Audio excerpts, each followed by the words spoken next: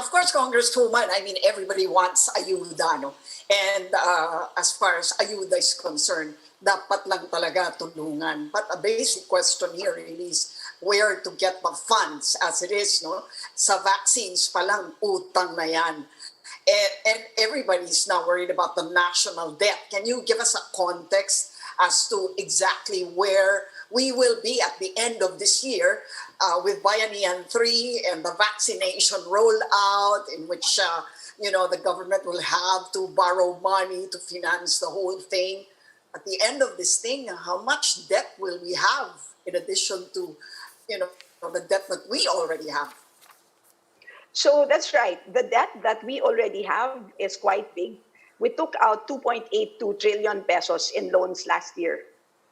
And if you look at our cash position, as of end November, we had 1.6 trillion pesos left in cash. So that's, in other words, there's, based on the estimates of the Research Office of Congress, that's a big amount, right? That's clearly enough to cover 420 billion pesos for assistance, not only for families, but also for displaced workers, currently employed workers, as well as adversely affected sectors like the farm sector, livestock producers, as well as critically impacted MSMEs. So it's really a mix of ayuda, meaning dole outs for households, and more productive types of assistance that is targeted for purposes of generating income. So it's really a mix. It's not just pure dole outs for purposes of consumption. We also need dole outs or assistance for more productive investments. No, hindi naman pwedeng ayuda lang because that's really not going to be sustainable.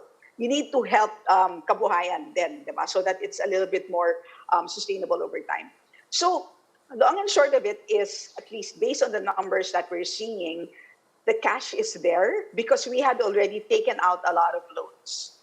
So now the question is, we need to get, of course, some validation from our economic managers if that amount is still available today, which I think it is, but of course we need that validation.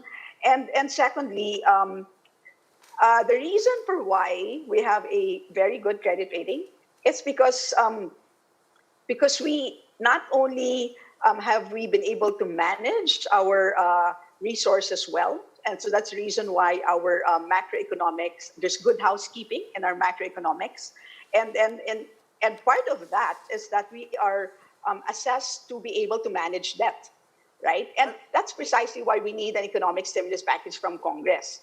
Any kind of utang, kung umutang ka for your business, pero ang ginawa mo naman sa utang na yan is pinangsugal mo or pinangsabong mo, clearly hindi ka makakabayad ng utang mo.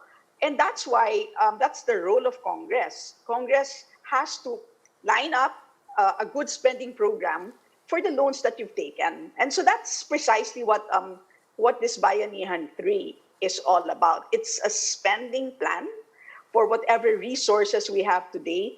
And of course, the context is, paano natin itatawid tayong lahat beyond the ayuda, diba?